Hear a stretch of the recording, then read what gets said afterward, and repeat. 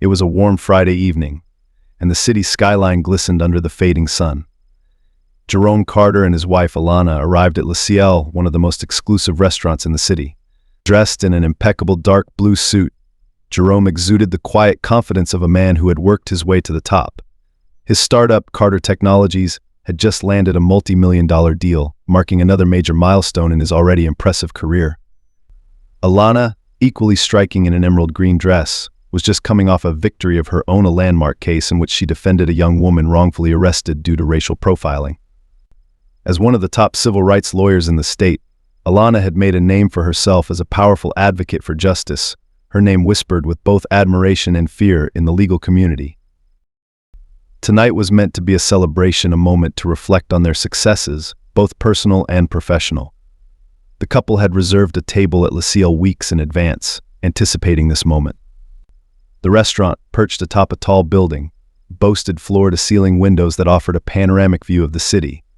Its reputation was built on more than just the food. It was a place where the wealthy and influential gathered, sealing deals over fine wine and five-course meals. As they approached the entrance, Jerome glanced at Alana with a grin. Ready to toast to another win, he asked, his voice filled with pride.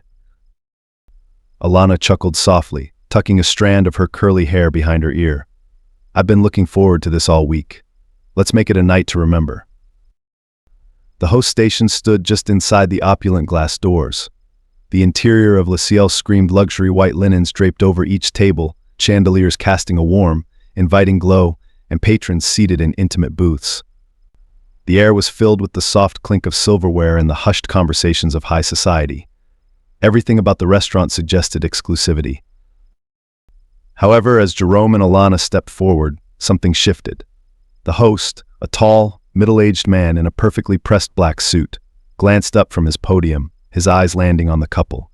His smile faltered ever so slightly. He looked them up and down, his once welcoming demeanor cooling like a summer breeze turned bitter. Good evening, Jerome greeted, offering his signature smile, the one that could disarm even the toughest business opponents. We have a reservation under Carter. The host's eyes flicked back to the reservation list. His fingers hovered over the page, but instead of greeting them with the enthusiasm one would expect for a high-paying customer, he hesitated. After what seemed like an unnecessary pause, he looked up, a feigned, polite expression forming on his face. I'm sorry, sir, he said, his voice formal but laced with something that immediately set Jerome on edge. It seems there's been a mistake. We're fully booked tonight. Jerome frowned, glancing past the host into the dining area. His sharp eyes immediately noticed several empty tables scattered throughout the restaurant. That's strange, Jerome said, his voice still calm but with an undercurrent of suspicion. I made the reservation weeks ago. Are you sure? The host's smile tightened. Unfortunately, we've had some last-minute bookings. It's a busy night. Perhaps you'd like to come back another time. Alana's eyes narrowed ever so slightly. As someone who had spent her career dealing with prejudice in its many forms, she recognized this for what it was. The casual dismissal, the thinly veiled condescension. She had seen it before, often directed at people who didn't fit a certain mold. But tonight was supposed to be about celebration, and she wasn't ready to let this host's attitude ruin their night just yet. We have a reservation, Alana said firmly, her voice calm but authoritative. Please check again. The host's expression didn't change, but the tension between them became palpable. He looked down at the reservation list once more, flipping through the pages as if searching for an excuse. After a moment he sighed, shaking his head. I'm sorry, Ma, I am, but as I said, we are fully booked. There's nothing I can do. Jerome, now growing visibly irritated, exchanged a glance with Alana. He could feel the weight of every eye in the lobby on them, curious, disinterested, or perhaps knowingly avoiding the scene. It wasn't the first time they'd encountered this kind of treatment, but it never got any easier. Still, Jerome kept his voice measured, unwilling to let the situation escalate. Can we speak to the manager, he asked, his jaw tightening slightly. The host's smile disappeared entirely. There's no need for that. I assure you, we don't have any tables available tonight. Jerome was about to push further when Alana gently touched his arm. It's fine, she whispered, though her eyes were anything but calm. Let's just go somewhere else. Jerome hesitated, feeling the injustice of the situation burn in his chest. But Alana's presence was a calming force. He sighed, nodding reluctantly. "All right," he muttered, his voice low with frustration. "Let's go." As they turned to leave, the host's eyes followed them, a smug sense of triumph glinting in his gaze. But what he didn't realize, what none of the staff realized, was that this night wasn't over, not by a long shot. The Carters weren't the type to let such things slide, and soon they would make sure that Le Ciel would regret the way it treated its customers. As Jerome and Alana stepped out of the restaurant, the cool night air hit them, offering a stark contrast to the heat of frustration boiling inside. The street was still bustling with life cars zipped by, and well-dressed patrons strolled past on their way to various nightlife spots. But for Jerome, the vibrancy of the city seemed muted by what had just transpired. His jaw clenched as he held Alana's hand, trying to let the calm she exuded soothe his own rising anger. "They weren't even subtle about it," Jerome muttered, his voice low but simmering with frustration. "How many times do we have to deal with this nonsense?" Alana sighed softly, rubbing her thumb over the back of his hand in a gesture of reassurance. "More than we should, that's for sure. But let's not let them ruin our night. We could go somewhere else. There are plenty of places around here that would love to have us." Jerome stopped walking, his eyes narrowing as he stared back at the entrance of Le Ciel. "It's not about finding another place. It's the principle, Alana. We had a reservation, and they turned us away like we didn't belong." Alana understood. She always did. Her calm exterior was the result of years of navigating these very situations, subtle, everyday racism that tried to undermine everything they had worked for. But she knew Jerome was right. It wasn't just about a missed dinner, it was about being treated as less than, despite all they had achieved. Despite their success, their titles, and their wealth, they were still being judged by the color of their skin. "I know," Alana said softly, her voice steady but tinged with the same frustration. "Believe me, I know." Just as they were about to turn and walk away, something made Jerome pause.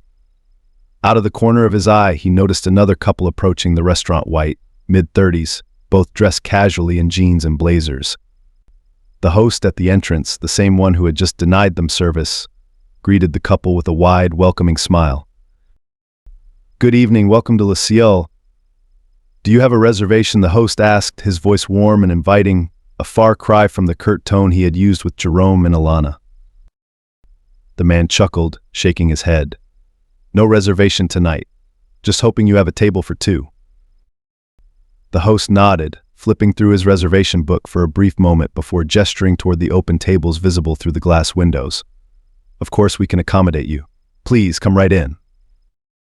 Jerome's heart pounded in his chest. The scene played out in slow motion before his eyes, one set of rules for some, and another for them. He felt a wave of anger surge through him. This wasn't an accident. This wasn't just a mix-up with the reservation. It was something far uglier, and it was happening in plain sight. Without thinking, Jerome turned back toward the entrance. Alana, sensing the shift in him, gently tugged on his arm. "Jerome, don't," she urged quietly. "It's not worth it." But Jerome shook his head. "No, it's worth it. I'm not letting them get away with this." He strode back toward the entrance, Alana following closely behind, her expression a mixture of concern and quiet support. As they neared the host's podium, the host glanced up, his smile faltering again as he realized Jerome had returned. "Excuse me," Jerome said, his voice calm but firm. "You just told us you were fully booked. Yet, I just saw you seat that couple with no reservation. Care to explain that?" The host's eyes widened slightly, a flicker of panic crossing his face. "I'm sorry, sir," he stammered, glancing nervously at the couple who had just been seated. "That was an exception. They're regulars." Jerome raised an eyebrow, his gaze piercing. "Regulars who didn't have a reservation. Meanwhile, we made a reservation weeks ago, and you turned us away. I'd like to speak to your manager. Now." The host's demeanor shifted again, his posture straightening as he tried to maintain control of the situation. "Sir, there's no need for that. As I mentioned earlier, we're fully booked for the evening." Alana stepped forward now, her voice calm but carrying the weight of authority that came with being a successful attorney. "That's not what it looks like from where I'm standing. You have multiple open tables, and you just seated a couple with no reservation.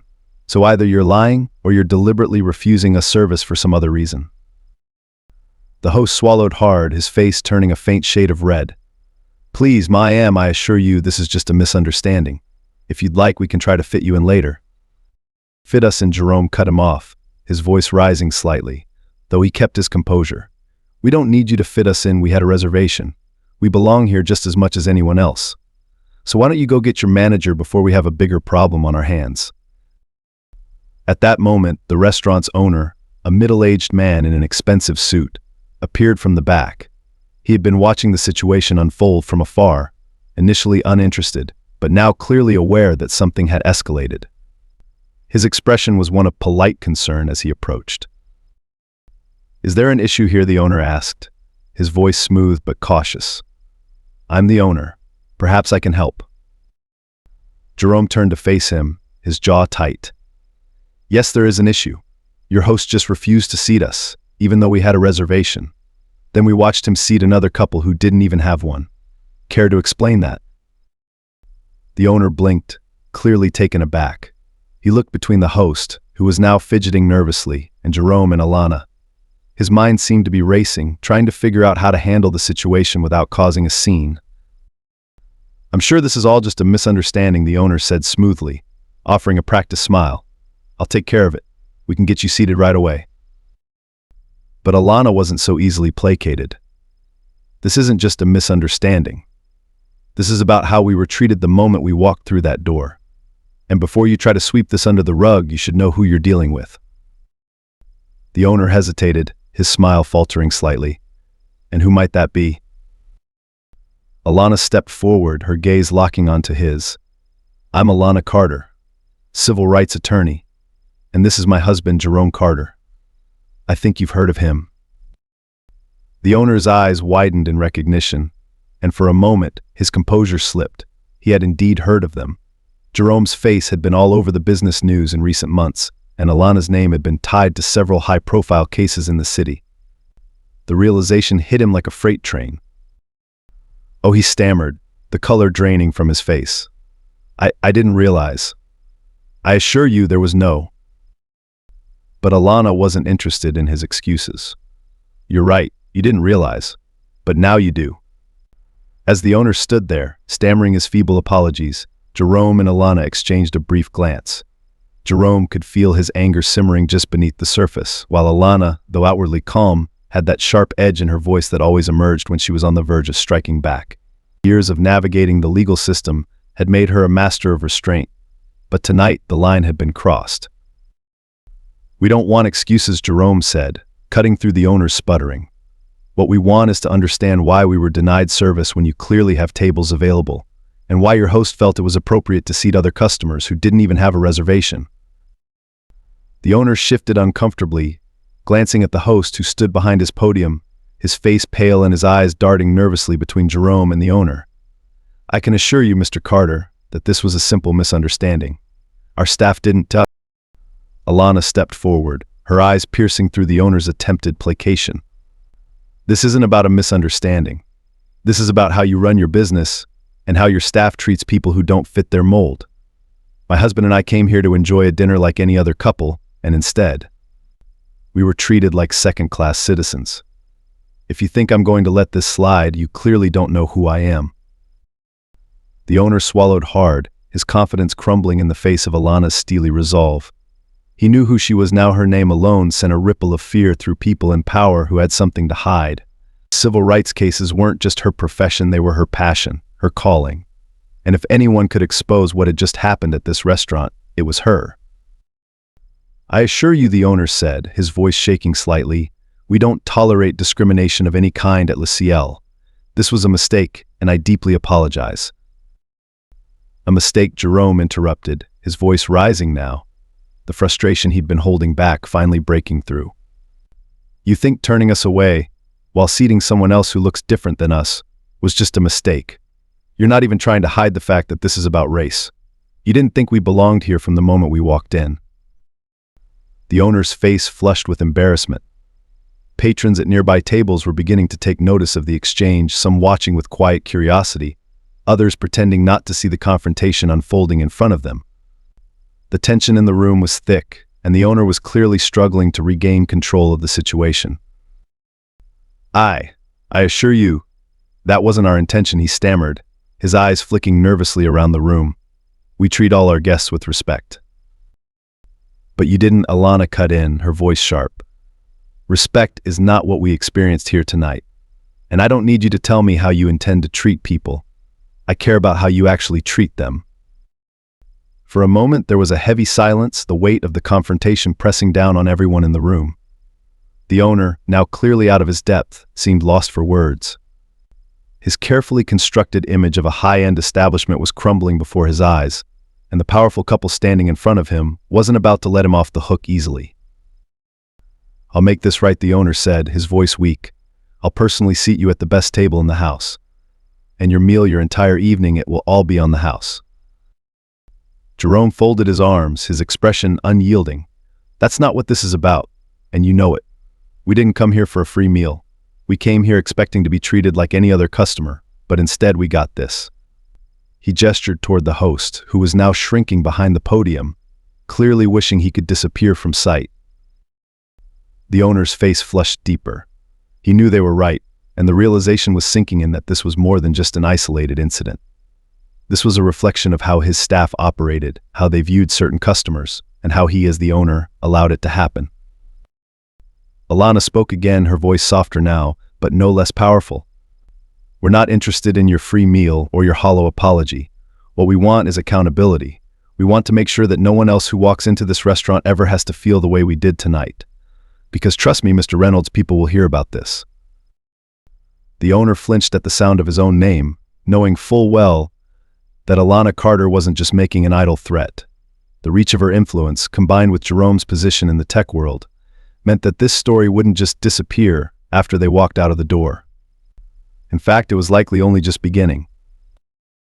Just as the tension reached its peak, the door to the restaurant opened once more. This time it wasn't a patron arriving for dinner, but a man in a well-fitted suit, his eyes scanning the room before landing on Jerome and Alana. The man's face lit up with recognition as he approached. "Jerome," the man called, his voice warm and friendly, completely unaware of the confrontation that had just taken place. "I didn't expect to see you here tonight." Jerome turned, recognizing the man immediately. It was Ethan Bailey, one of the top venture capitalists in the city, and a frequent collaborator of Carter Technologies. Ethan walked over, extending his hand to Jerome. "I'm here for a meeting with the client," Ethan explained, before glancing between Jerome and the owner. His smile faded slightly as he picked up on the tension in the air. "Is everything all right?" Jerome hesitated for a moment, then shook his head. "Not really," he said, his voice low but clear. "We had a reservation, but we were denied service." Ethan's eyebrows shot up in surprise. What he said, looking at the owner with disbelief. "You denied service to Jerome Carter? Do you have any idea who you're dealing with?" The owner's face drained of color completely now. He had realized who Jerome was, but hearing it from someone as influential as Ethan Bailey seemed to hammer the reality home in a way that nothing else could. I didn't know," the owner stammered. "I'm so sorry, Mr. Carter. This is all a huge misunderstanding." Ethan shook his head in disbelief. "A misunderstanding? Jerome is one of the most respected entrepreneurs in the city. You're lucky to even have him consider dining here, let alone turning him away." Alana crossed her arms, watching the scene unfold. While it was satisfying to see the owner squirm under the weight of his mistake, she knew this wasn't over. They had to make sure this wasn't just brushed under the rug with a few apologies and excuses. "Mr. Reynolds," she said, her voice regaining that sharp edge, "this isn't just about us. It's about the way your restaurant treats people who don't look like the rest of your clientele. We won't be quiet about this." Ethan turned back to Jerome and Alana, his expression serious now. "I'll back you on this. Whatever you need to make this right, count me in." The owner, realizing just how deep of a hole he had dug for himself, finally raised his hands in defeat. "Please," he said, his voice trembling now, "let me make this right." But it was too late for that. The restaurant was now in full focus. Nearby diners watched with cautious glances, their whispered conversations dwindling as the tension thickened. Jerome could feel the weight of every eye in the room on them, but he remained calm, fueled by a sense of righteous anger. Alana stood beside him, her expression resolute as the restaurant owner, Mr. Reynolds, tried to piece together some sort of defense. "Please, Mr. Carter," Mrs. Carter, the owner, pleaded, his voice faltering as he spoke. "Let's not make a scene here. I want to resolve this quietly." Alana's eyes narrowed, her gaze sharp and unyielding. "You didn't seem concerned about a scene when you humiliated us at the door. Now, suddenly you want to handle this quietly because your reputation is on the line." Jerome nodded in agreement, crossing his arms as he faced Mr. Reynolds. "You should have thought about that before treating us like we didn't belong here. We're not the ones who created this situation, you did." Reynolds's face flushed with a mix of embarrassment and panic. His carefully cultivated image of exclusivity and sophistication was at risk of being shattered by the very people he had tried to exclude. He looked around the room, noticing that some of the patrons who had been pretending not to watch were now clearly focused on the unfolding drama. "Look," Reynolds said, his tone almost pleading now, "I've already apologized and I'm willing to do whatever it takes to make this right. You don't need to escalate this any further." Alana gave a slight, almost imperceptible shake of her head. "You don't get it, do you?" she asked quietly, her voice low but cutting. "This isn't just about you offering us a free meal or trying to smooth things over. This is about the way we were treated from the moment we walked in here. The casual dismissal, the way you assumed we didn't belong.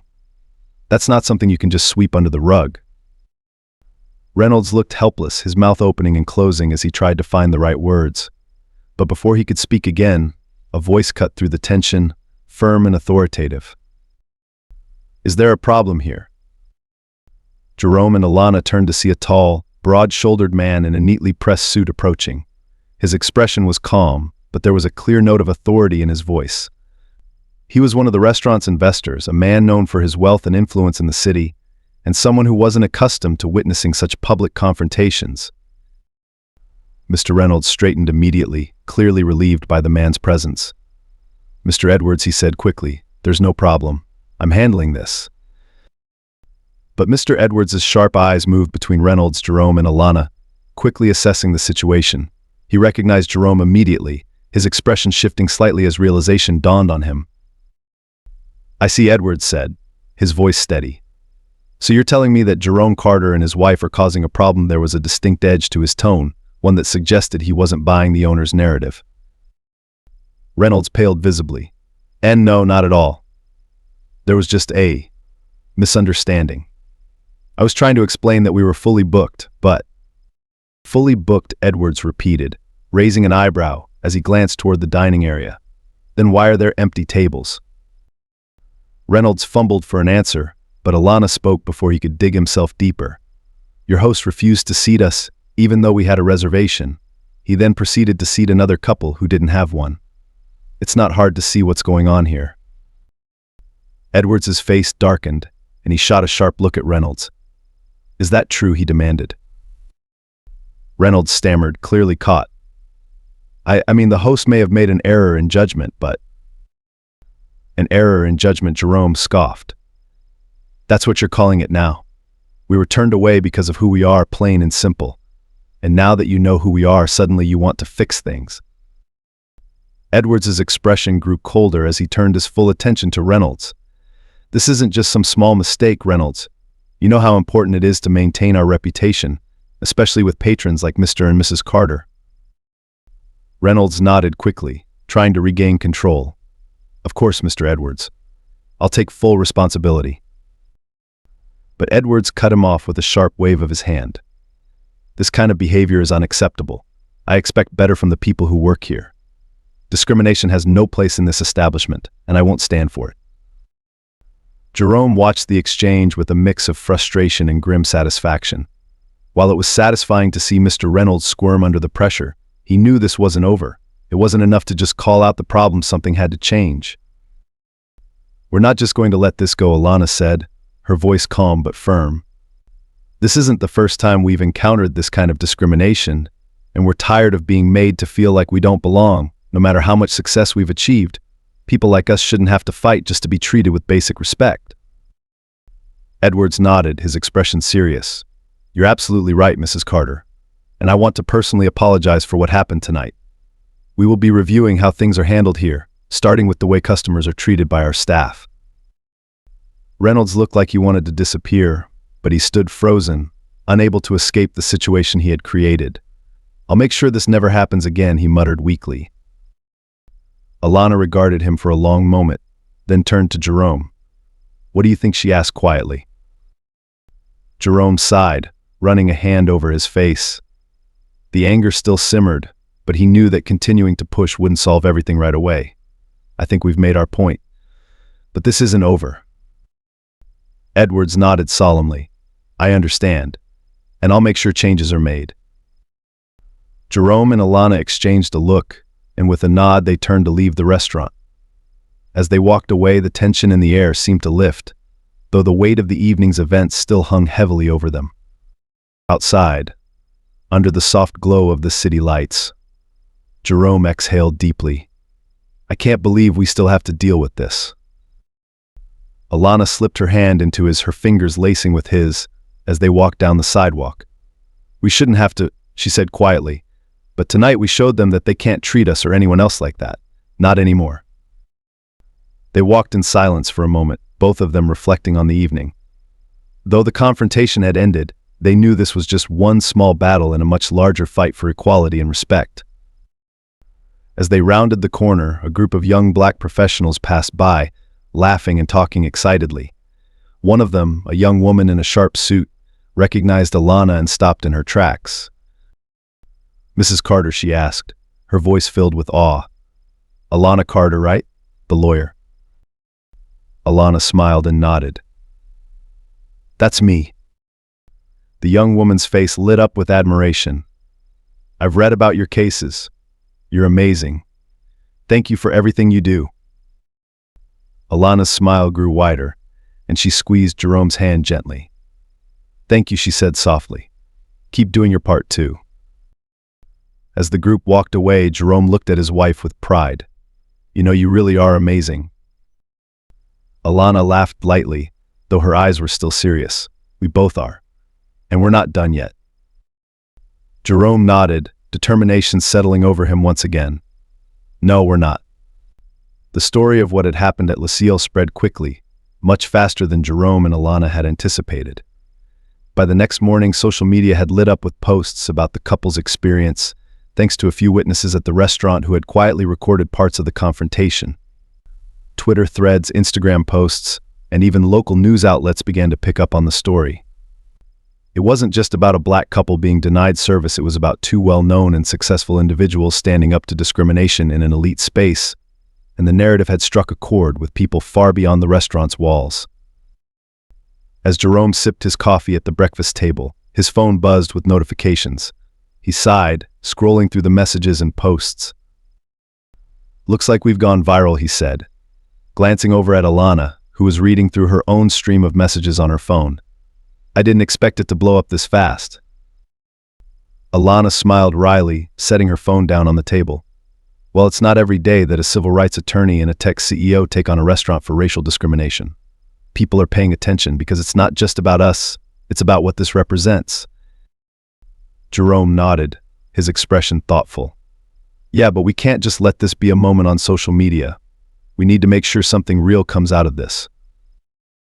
Alana leaned forward, her eyes sharp with determination. We will.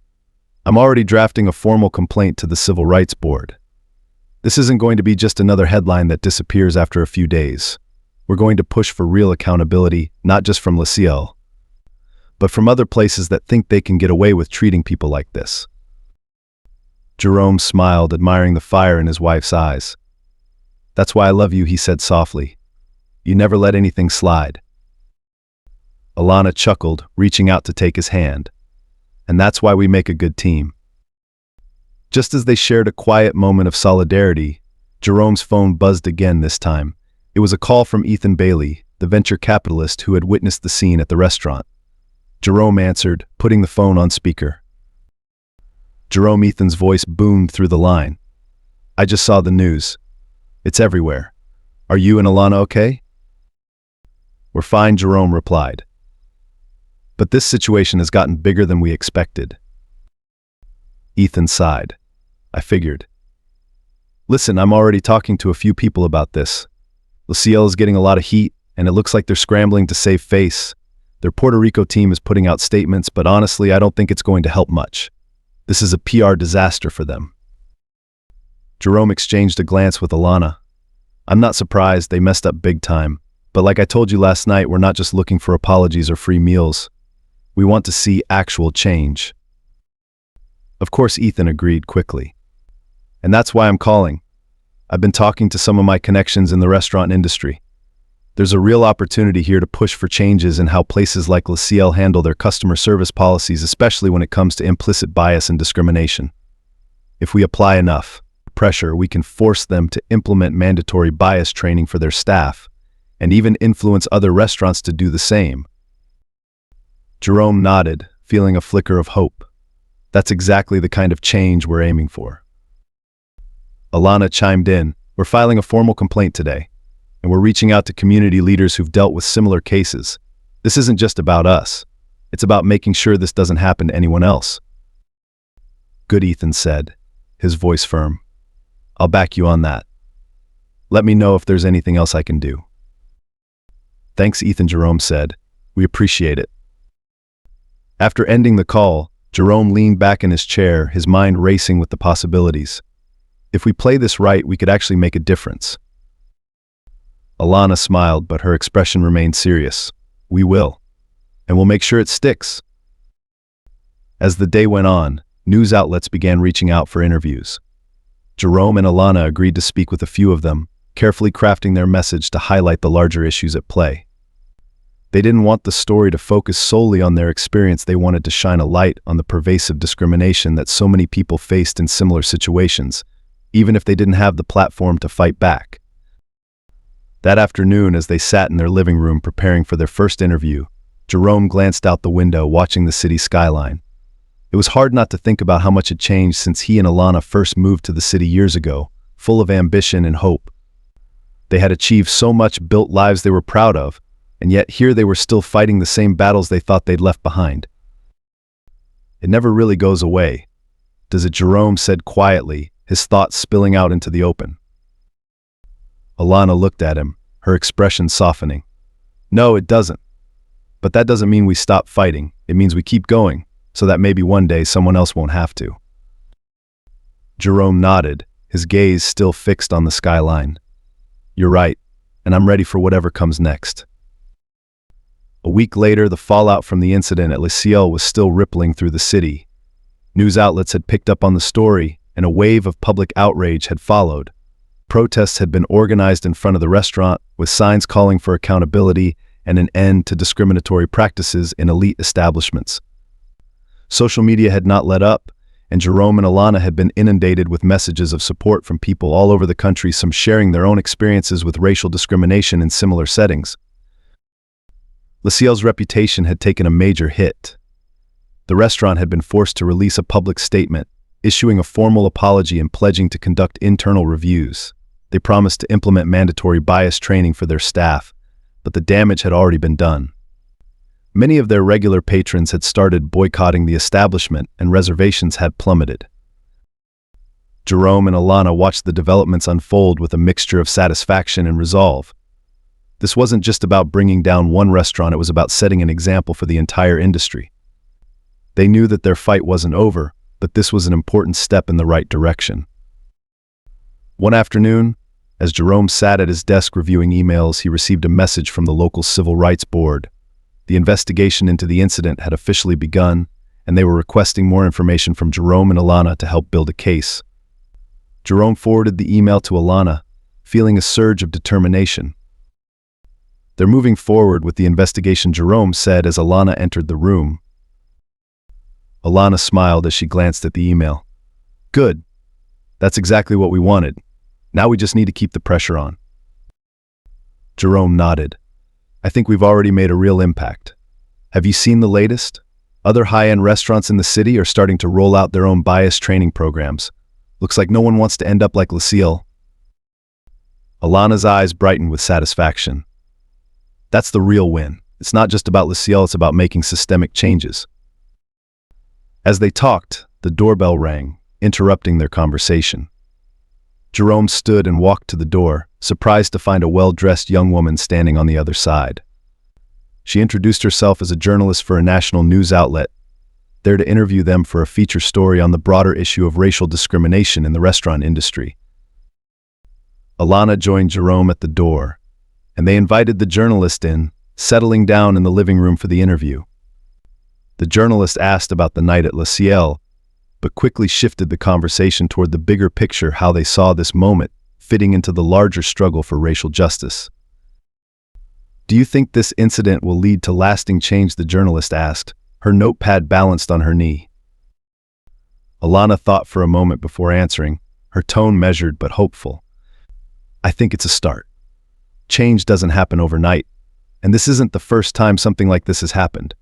But the fact that people are paying attention now, the fact that businesses are starting to rethink how they treat their customers, it gives me hope that we're moving in the right direction." Jerome nodded in agreement. "We didn't set out to make this a huge public story, but once it became one, we knew we had to make sure something real came from it. This isn't just about us, it's about every Black couple, every person of color, who's ever been made to feel like they don't belong in spaces they've earned the right to be in." The journalist scribbled down notes, her expression thoughtful. "And what's next for you both?" Alana smiled. "We'll keep doing what we do, fighting for justice both in the courtroom and in our everyday lives. And we'll keep pushing for accountability in places like Luciel. This is far from over." After the interview concluded, and the journalist left, Jerome and Alana sat together on the couch, taking a moment to reflect on everything that had happened in the past week. It had been a whirlwind, but it felt like they were coming out of it stronger, more determined than ever. "I guess we really did start something," Jerome said, a smile tugging at his lips. Alana nodded, leaning her head against his shoulder. "Yeah, we did, and I'm proud of us for it." They sat in comfortable silence for a few moments, the weight of their shared experience settling into something more manageable, something they could move forward from. The city outside their window seemed as vibrant as ever, the skyline glowing against the setting sun, a reminder of both the challenges they faced and the progress they were making. But the story wasn't over. They both knew that. The fight for equality was ongoing, and they were prepared to continue pushing for change, whether it was in boardrooms, court restrooms, or restaurants. The world was watching now, and they weren't going to let this moment pass without leaving a lasting impact.